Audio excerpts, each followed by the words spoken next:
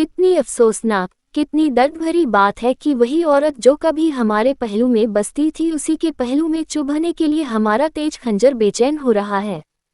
जिसकी आंखें हमारे लिए अमृत के छलकते हुए प्याले थी, वही आंखें हमारे दिल में आग और तूफान पैदा करें। रूप उसी वक्त तक राहत और खुशी देता है जब तक उसके भीतर एक रूहानी नेमत होती है और जब तक उसके अंदर औरत की वफा की रूह हरकत कर रही हो, वरना वह एक तकलीफ देने वाली चीज़ है, जहर और बदबू से भरी हुई, इसी काबिल कि वह हमारी निगाहों से दूर रहे और पंजे और नाखून का शिकार बने। एक जमाना वह था कि नईमा हैदर की आरजुओं की देवी थी। ये समझना मुश्किल था कि कौन तलबगार है और कौन उस तलब को पूरा करने वाला। एक तरफ पूरी पूरी दिलजोई थी, दूसरी तरफ पूरी पूरी रजा। तब तकदीर ने पांसा पलटा। गुलो बुलबुल में सुबह की हवा की शरारतें शुरू हुईं। शाम का वक्त था, आसमान पर लाली छाई हुई थी। नईमा उमंग और ताजुगी और शौक से उमड़ी हुई कोठे पर आई। शफक की तरह उसका चेहरा भी उस वक्त खिला हुआ था। ऐन उसी वक्त वहां का सूबेदार नासिर अपने हवा की तरह तेज घोड़े पर सवार उधर से निकला। ऊपर निगाह उठी तो हुस्न का करिश्मा नजर आया कि जैसे चांद शफक के हौज में नहाकर निकला है। तेज निगाह जिगर के पार हुई, कलेजा थमकर रह गया। अपने महल को लौटा, अधमरा टूटा हुआ। मुसाहबों ने हकीम की तलाश की और तब राह रास्त पैदा हुई। फिर इश्क की दुश्वार मंजिलों तय हुई। वफा और हया ने बहुत बेरुखी दिखाई, मगर मोहब्बत के शिकवे और इश्क की कुफ्र तोड़ने वाली धमकियां आखिर जीती। अस्मत का खजना लुट गया। उसके बाद वही हुआ जो हो सकता था। एक तरफ से बदगुमानी, दूसरी तरफ से बनावट और मक्कारी। मनमुटाव की नौबत आई, फिर एक दूसरे के दिल को चोट पहुंचाना शुरू हुआ। यहाँ तक कि दिलों में मैल पड़ गई, एक दूसरे के खून के प्यासे हो गए। नईमा ने नासिर की मोहब्बत की गोद में पनाह ली और आज 1 महीने की बेचैन इंतजारी के बाद हैदर अपने जज्बात के साथ नंगी तलवार पहलू में छिपाए अपने जिगर के भड़कते हुए शोलों को नईमा के खून से बुझाने के लिए आया हुआ है। आधी रात का वक्त था और अंधेरी रात थी। जिस तरह आसमान के हर मिसरा में हुस्न के सितारे जगमगा रहे थे, उसी तरह नासिर का हरम भी हुस्न के दीपों से रोशन था। नासिर 1 हफ्ते से किसी मोर्चे पर गया हुआ है, इसलिए दरबान गाफिल हैं। उन्होंने हैदर को देखा मगर उनके मुंह सोने चांदी से बंद थे। ख्वाजासराओं की निगाह पड़ी लेकिन वह पहले ही एहसान के बोझ से दब चुके थे।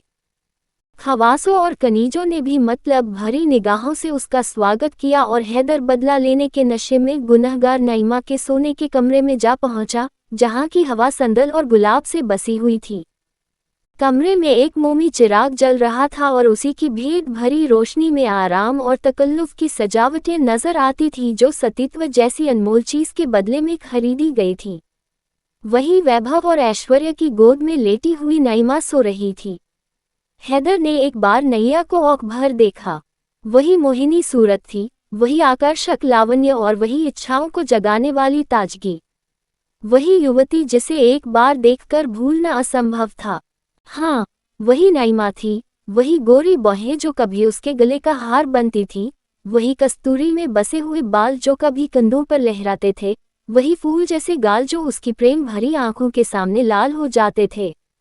इन्हीं गोरी गोरी कलाइयों में उसने अभी अभी खिली हुई कलियों के कंगन पहनाए थे और जिन्हें वह वफा के कंगन समझ था। इसके गले में उसने फूलों के हार सजाए थे और उन्हें प्रेम का हार ख्याल किया था।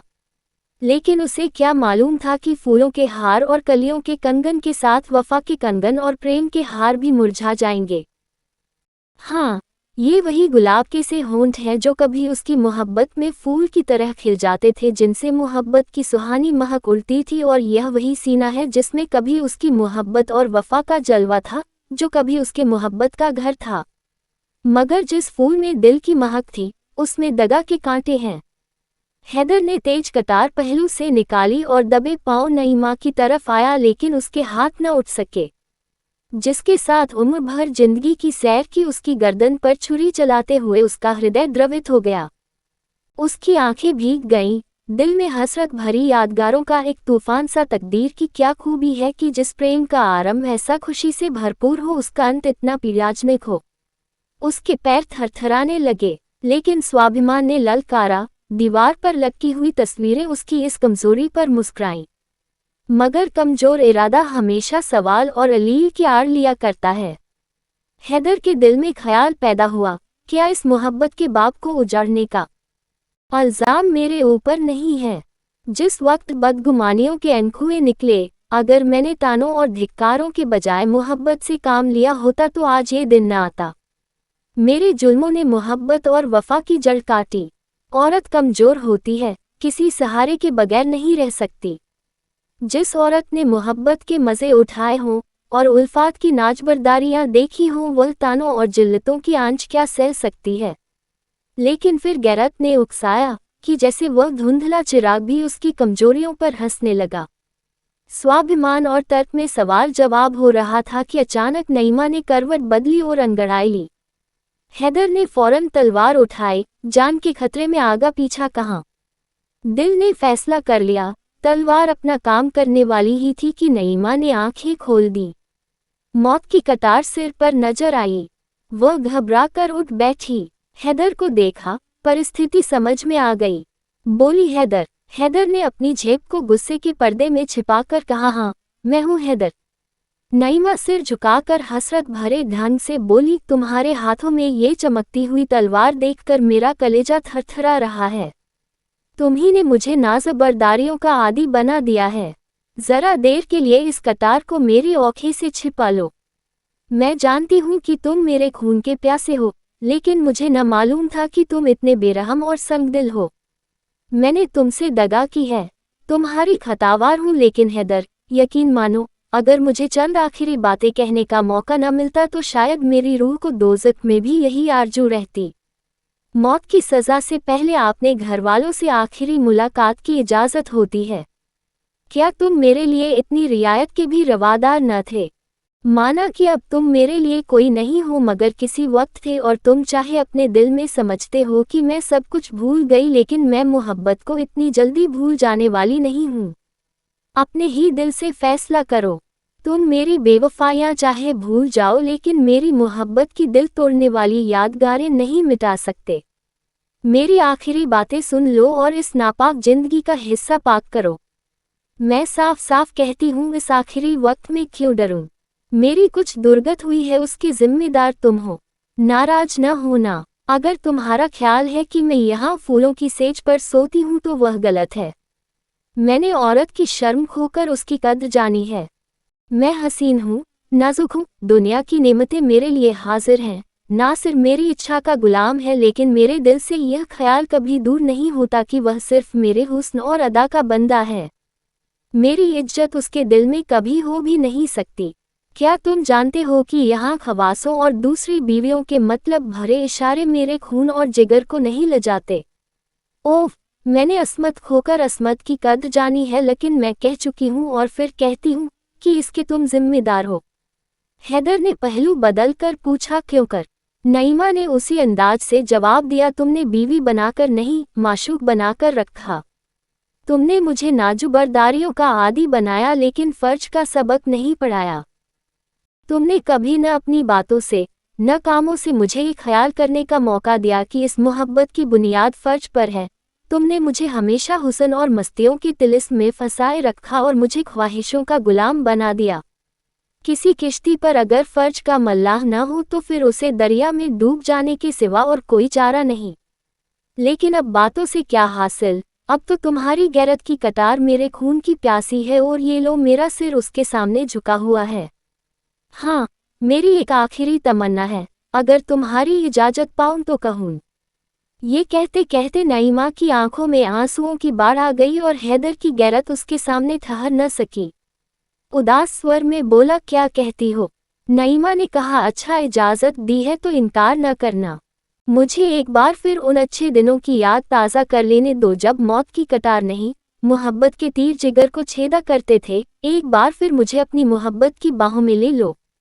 मेरी आखिरी विनती है, एक बार फिर अपने हाथों को मेरी गर्दन का हार बना दो।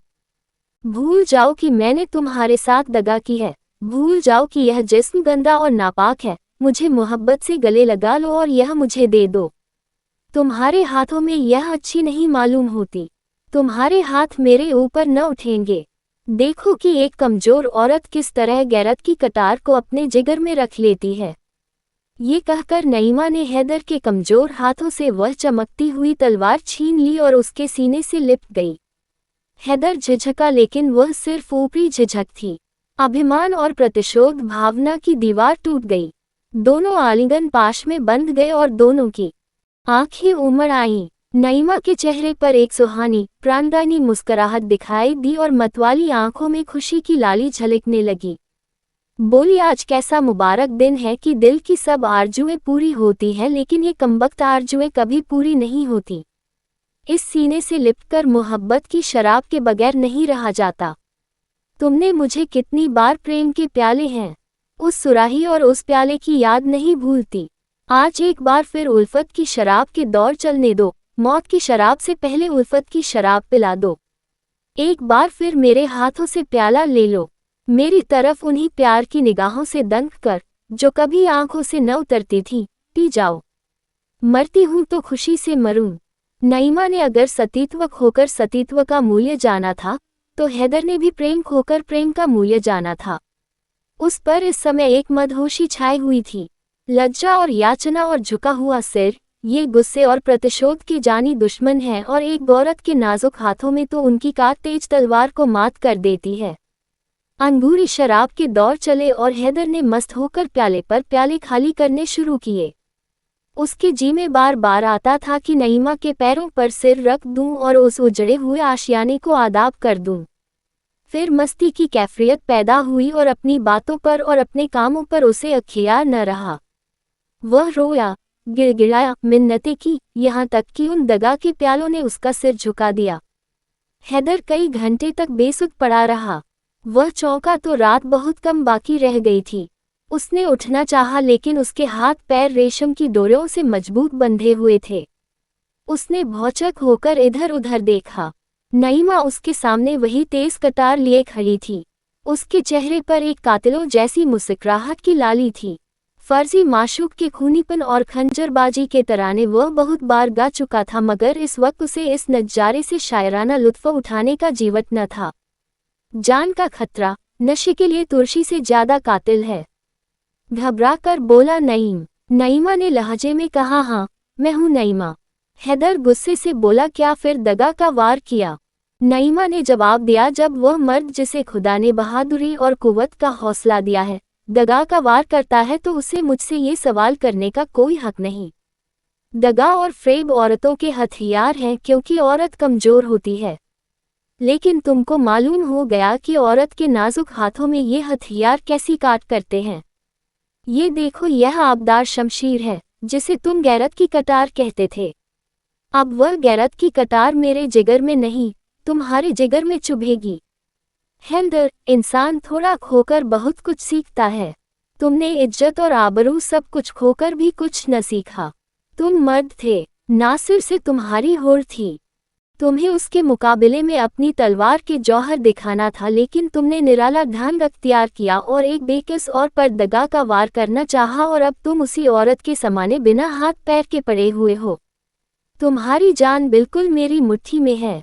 मैं एक लहमे में उसे मसल सकती हूँ, और अगर मैं ऐसा करूँ तो तुम्हें मेरा शुक्रगुजार होना चाहिए, क्योंकि एक मर्द के लिए गैरत की मौत बेगैरती की जिंदगी से अच्छी है। लेकिन मैं तुम्हारे ऊपर रहम करूँगी। मैं तुम्हारे साथ फयाजी का बर्ताव करूँगी, क्योंकि तुम गैरत की मौत पाने के हकदार नहीं हो। जो गैरत चंद मीठी बातों और एक प्याला शराब के हाथों बिक जाए, वह असली गैरत नहीं है। हैदर, तुम कितने बेवकूफ़ हो। क्या तुम इतना भी नहीं समझते कि जिस औरत ने अपनी असमत जैसी अनमोल चीज़ देकर यह ऐश और तकल्लुफ़ पाया, वह जिंदा रहकर इन नेमतों का सुख जूटना चाहती है। जब तुम सब कुछ खोकर जिंदगी से तंग नहीं हो, तो मैं कुछ पाकर क्यों मौत की ख्वाहिश करूं? अब रात बहुत कम रह गई है। यहाँ से जान लेकर भागो, वरना मेरी सिफारिश भी तुम्हें नासिर के गुस्से की आग से न बचा सकेगी। तुम्हारी यह गैरत की कटार मेरे कब्जे में रहेगी और तुम्हें याद दिलाती रहेगी कि तुमने इज्जत के साथ गैरत भी खो दी।